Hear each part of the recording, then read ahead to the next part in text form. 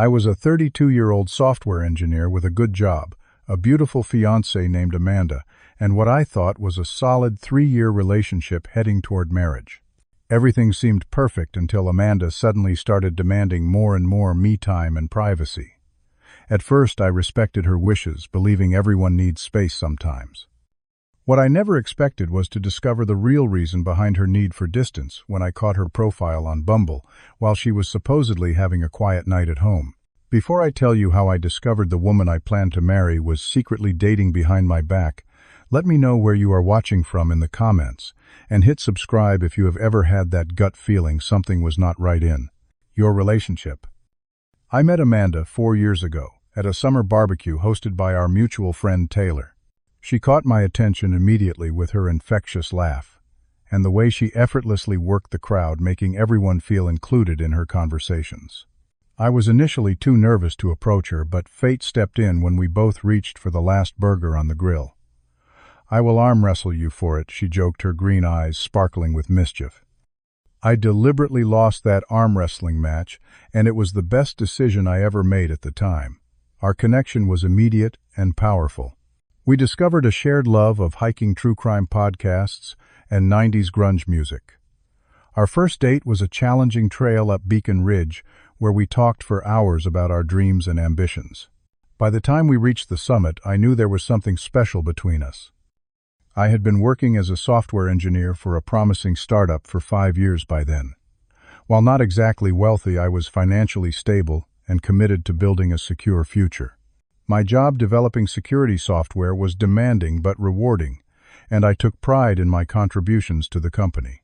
I had always been the responsible type, saving diligently and planning ahead. Amanda worked as a marketing executive for a local firm, bringing creativity and ambition to her role. She often spoke about eventually wanting to start her own marketing agency, a dream I fully supported. Her career focus was something I admired about her, and we often spent evenings brainstorming business ideas over wine and takeout. After a year of dating, we decided to move in together. Finding our apartment was an adventure in itself, touring dozens of places before discovering a spacious 2-bedroom with large windows and a small balcony perfect for morning coffee. I still remember the excitement of carrying her over the threshold the day we got our keys, both of us laughing as I pretended to stumble under her weight. Our domestic life fell into a comfortable routine. We cooked dinner together most nights, experimenting with recipes from cooking shows we binged on weekends.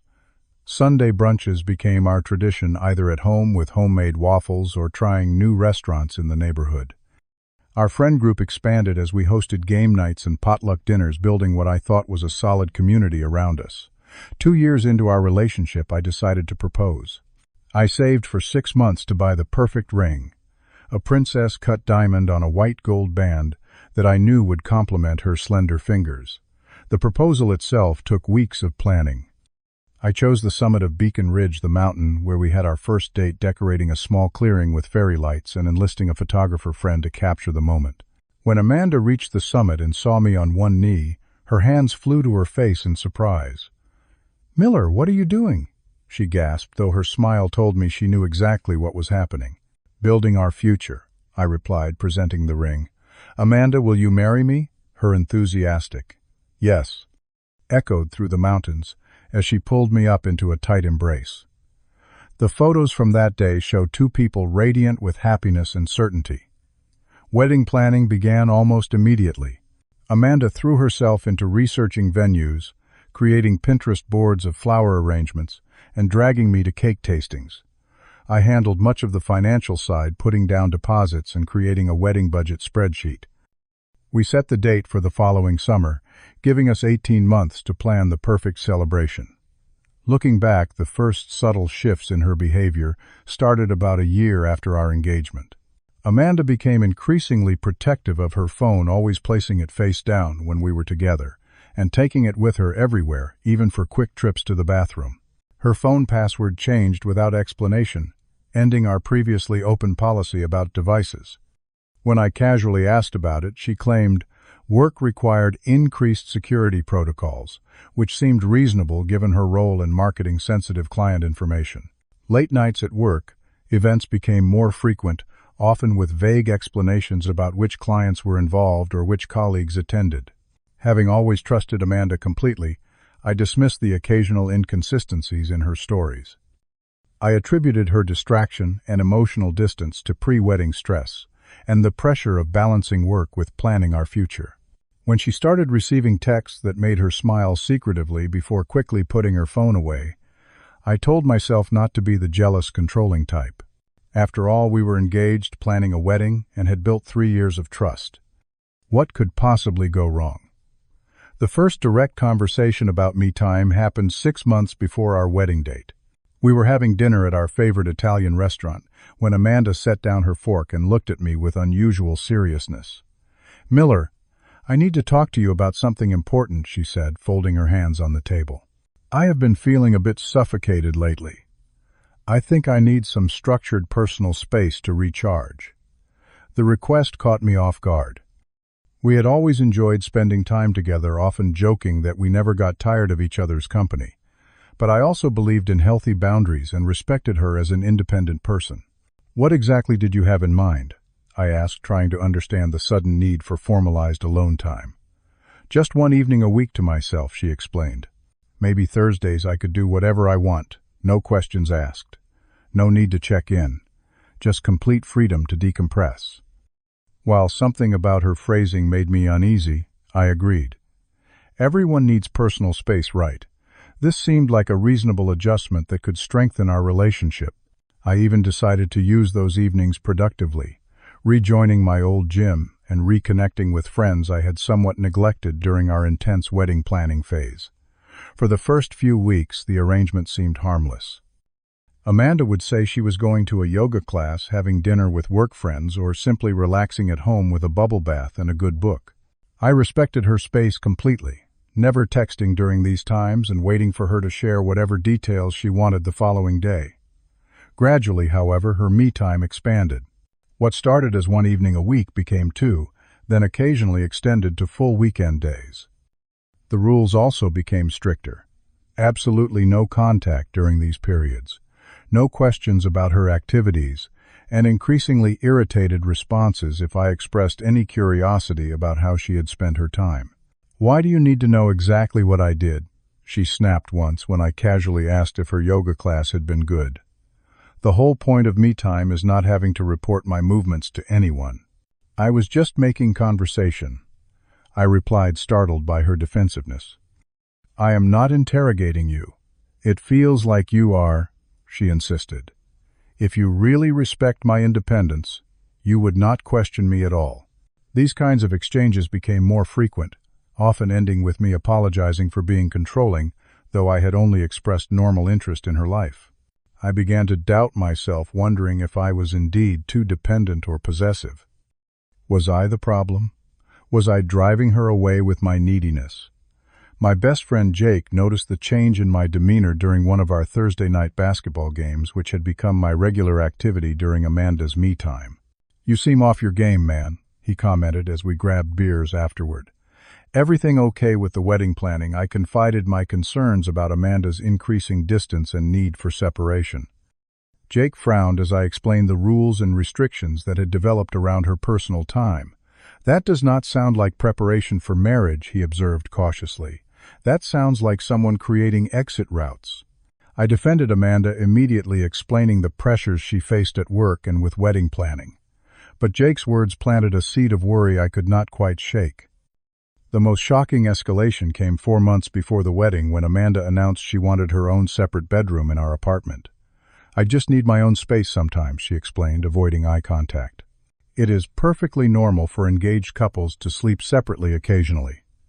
Many married couples do it too." Though the arrangement made me deeply uncomfortable, I helped her move her belongings into our second bedroom, which had previously served as a home office. I told myself this was temporary, just a phase to help her manage pre-wedding anxiety. But as she decorated her room with new furniture and added a lock to the door, something felt increasingly permanent about the separation. Despite these troubling changes, wedding planning continued. The venue was finalized. Invitations ordered, and deposits paid mostly from my savings, since Amanda had recently claimed to be saving aggressively for our honeymoon. I noticed she had stopped contributing as much to our joint expenses, always with reasonable excuses about unexpected car repairs or helping her younger sister with college textbooks. Amanda also began missing key wedding planning appointments, leaving me to choose reception menus and meet with photographers alone. "I trust your judgment completely," she would say with a quick kiss on the cheek before heading out for another evening of unexplained activities. Our once passionate relationship had cooled dramatically with intimate moments, becoming rare and feeling somewhat mechanical when they did occur. I could not help but notice other changes too. On her me-time evenings, Amanda began putting extraordinary effort into her appearance, wearing outfits I had never seen before, and returning home smelling of unfamiliar perfume. When I complimented a new dress once, she seemed startled quickly, explaining it was a loaner from a coworker for a client presentation. Weeks passed with growing tension between us, though we rarely addressed it directly. I walked on eggshells, afraid that expressing my concerns would trigger another argument about respect and independence. Instead, I focused on being the understanding, patient fiancé, hoping this phase would pass once we were married, and the pressure of wedding planning was behind us. How wrong I was. The night everything changed started ordinarily enough. It was a Friday, one of Amanda's designated me-time evenings. She had mentioned having a self-care night at home, which I understood to mean face masks, Netflix, and wine on the couch. With our apartment to herself, she would have all the space she needed. I made plans with Jake to watch the basketball playoffs at Downtown Sports Bar, a place we frequented about 20 minutes from our apartment. The game was exciting. The beer was cold, and for a few hours I managed to forget the uneasiness that had become my constant companion. During halftime, Jake went to order another round. He returned with a strange expression on his face. "Miller," he said quietly, "do not turn around immediately, but I think Amanda is here." My heart dropped. That is impossible. She is at home having a quiet night in. Well, someone who looks exactly like your fiancée is sitting at a high top near the back bar, Jake replied, and she is definitely not alone. Trying to appear casual, I shifted in my seat until I could see the area Jake had indicated. The bar was crowded, but there was no mistaking Amanda. Her blonde hair was styled in loose waves. She wore a black dress I had never seen before, and she was laughing animatedly with a tall, dark-haired man who was definitely not a face mask and Netflix companion. "Maybe it is a work thing," I suggested weakly, though I knew immediately this was no professional meeting. The man's hand rested casually on her lower back as they leaned toward each other, their body language screaming intimacy. "Let us move to that corner booth," Jake suggested, pointing to a spot where we could observe without being easily seen. "You need to know what is really happening here." For the next 30 minutes I watched my fiancée on what was unmistakably a date. Their touches lingered, their conversation seemed intensely focused, and at one point he brushed her hair behind her ear in a gesture that made me physically ill. Amanda, the woman who had claimed to need space from me, clearly had no issues with this stranger's proximity. "There is one way to confirm exactly what is happening," Jake said grimly, pulling out his phone. As a regular Bumble user, he opened the app and adjusted the search parameters to our immediate location. If she is actively dating, she might have a profile. The suggestion seemed far-fetched until within minutes of swiping, Amanda's smiling face appeared on Jake's screen. My stomach lurched as I read her bio. Recently moved to town looking for fun. Love hiking, true crime podcasts, and spontaneous adventures. Not looking for anything serious right now. Not looking for anything serious. While wearing my engagement ring. While living in the apartment I paid most of the rent for. While planning a wedding scheduled for less than 4 months away. Jake took screenshots as evidence while I sat in stunned silence, unable to process the magnitude of this betrayal. The man she was with must have been just one of many dates, judging by the looking for fun declaration in her profile. "We should confront her right now," Jake suggested, his protective instincts flaring. I shook my head. "Not here, not now. I need to think." We left the bar through a side exit to avoid being spotted. The drive home was a blur, my mind racing with questions and realizations. How long had this been happening? Was our entire relationship a lie? How many others had there been? What would I do now? That night I slept on Jake's couch, unable to face returning to the apartment where Amanda would eventually return. From her self-care evening, I spent hours staring at the ceiling, mentally reviewing our relationship and recognizing dozens of warning signs I had willfully ignored. Sleep came in brief, restless intervals, interrupted by waves of nausea and disbelief. The next morning, while Amanda was supposedly at a Saturday yoga class, I returned to our apartment and began a methodical investigation. With Jake's screenshots as confirmation of her deception, I felt no moral qualms about digging deeper. Our joint bank account revealed a pattern of cash withdrawals on her me-time days, typically $200 each time, money that was supposedly going toward our wedding savings. I found hotel receipts in her email which I could access because we shared a Netflix account with the same password. Across multiple dating apps, I discovered profiles she had created, all with slight variations on the same theme. New in town, not looking for commitment, eager for adventures. Messages with at least 3 different men spanned the past 4 months, exactly coinciding with her increased demands for space and privacy. Some conversations were relatively innocent, focused on shared interests and playful banter. Others were explicit, discussing fantasies and planning encounters that made my skin crawl.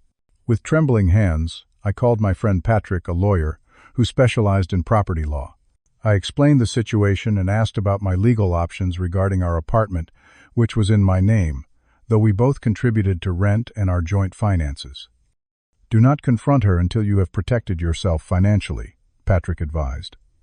"I will draw up an eviction notice giving her the legal minimum 30 days to vacate. As for the joint account, you have every right to withdraw your contributions."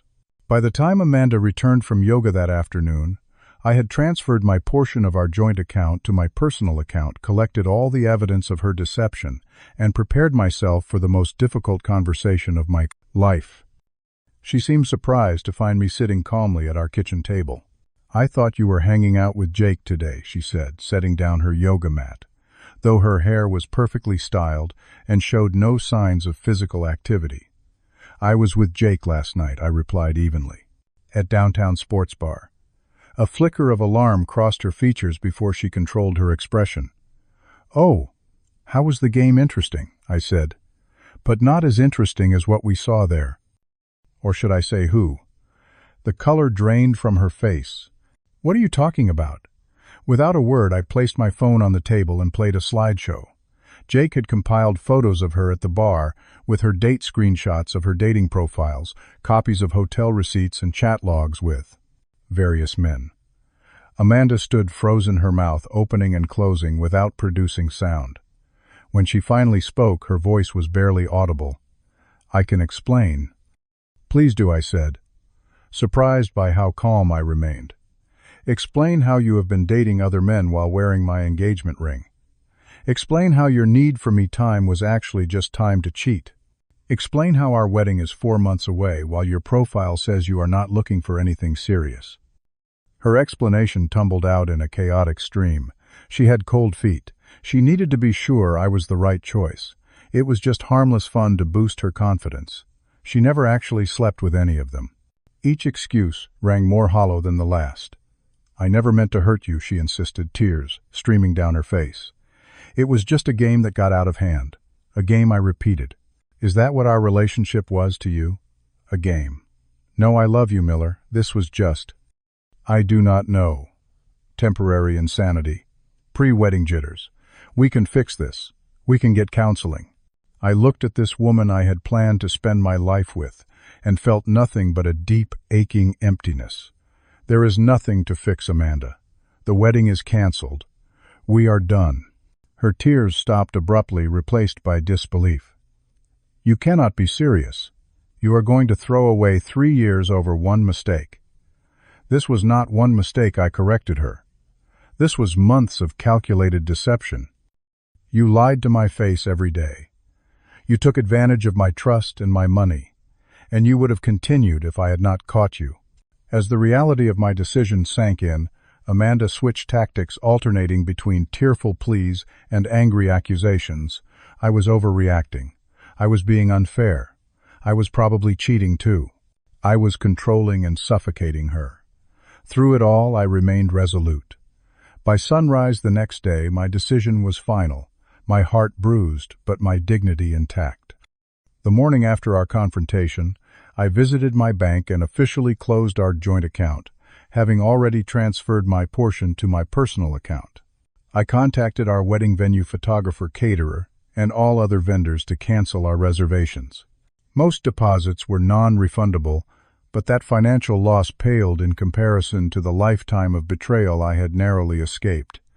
Calling my parents and close friends to explain the canceled wedding was painful but necessary.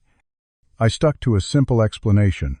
Amanda has been unfaithful, refusing to elaborate or engage in character assassination despite my hurt. Most people were supportive, expressing shock but understanding.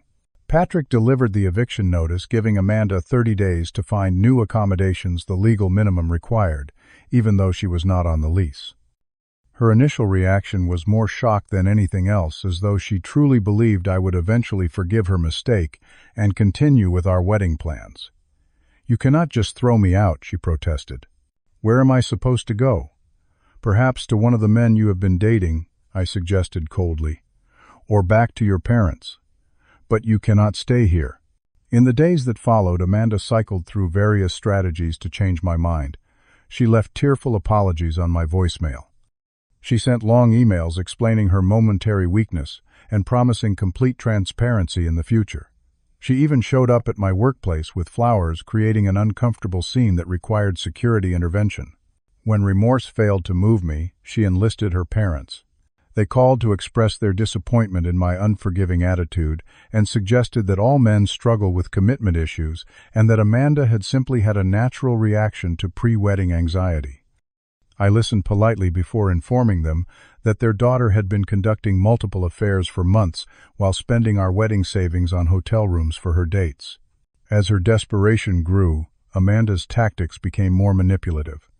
She claimed to have lost weight from the stress and implied her deteriorating mental health was my responsibility. She accidentally left behind sentimental items when collecting her belongings, creating excuses to return. Each attempt strengthened my resolve that ending the relationship was the right decision. When manipulation failed, Amanda shifted to vengeance. She contacted mutual friends with a distorted version of events, claiming I had been controlling and emotionally abusive, driving her to seek comfort elsewhere. She posted vague but clearly targeted social media comments about narcissistic partners and escaping toxic relationships. A few acquaintances believed her narrative, but our closest friends, who had witnessed our relationship firsthand, stood firmly by me, particularly after Jake shared what we had seen at the bar. The process of untangling our intertwined lives was emotionally exhausting. Returning engagement gifts, dividing furniture, and separating our friend groups reopened the wound daily. I found myself experiencing waves of grief for the relationship I thought I had, the future I had planned, and the woman I believed Amanda to be.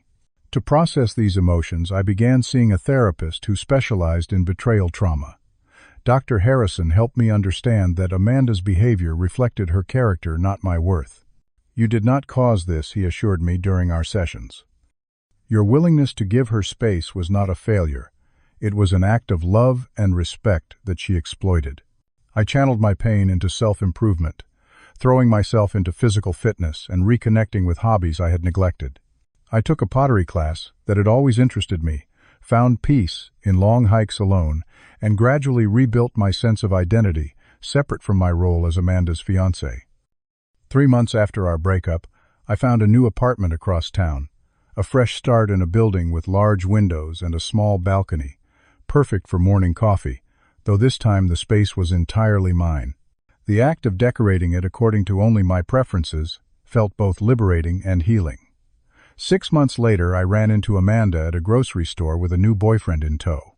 She looked uncomfortable upon seeing me, quickly steering her companion toward another aisle. I felt a moment of pity for this unknown man, wondering if he knew what he was getting into, followed by the realization that her life was no longer my concern. My emotional response was more curiosity than pain, a clear sign of my healing. The true turning point came nearly a year after the breakup, when Jake invited me to his birthday dinner. Among the guests was his cousin Sophie, recently moved to town after finishing her doctorate in marine biology. We bonded over a shared love of obscure documentaries and terrible science jokes. Our connection was refreshingly honest from the beginning, both of us sharing past relationship experiences and the lessons we had learned. When I eventually told Sophie my full story, her response was refreshingly direct. "Thank you for trusting me with that," she said simply. "Her loss is definitely going to be my gain." Our relationship developed slowly and thoughtfully with clear communication about boundaries and expectations. I learned that genuine alone time in a healthy relationship feels completely different from secrecy and deception. Sophie and I maintained independent hobbies and friend groups, while building a connection based on mutual respect and honesty. Looking back now, I realize that Amanda's demand for me time was actually the first gift she gave me, though not in the way she intended. By creating that distance, she provided the space I needed to see our relationship clearly and ultimately find the strength to walk away. The painful lesson taught me to trust my instincts, to recognize red flags rather than explain them away, and to understand that love without respect is not love at all. The second gift, ironically, was the discovery of her Bumble profile.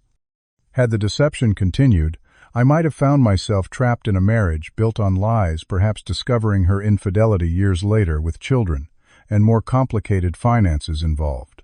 The pain of canceling a wedding was nothing compared to the pain of a divorce or a lifetime of suspicion and betrayal. Today, I am grateful for the hard lessons and the space to rebuild. When someone shows you who they are, believe them the first time.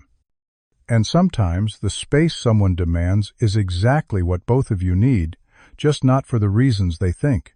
Have you ever had to make the difficult choice to walk away from someone who betrayed your trust? Share your experience in the comments below. If this story resonated with you, please hit the like button and subscribe to my channel for more real-life experiences and lessons learned. And if you know someone struggling with similar relationship doubts, share this video with them. It might give them the courage to trust their instincts.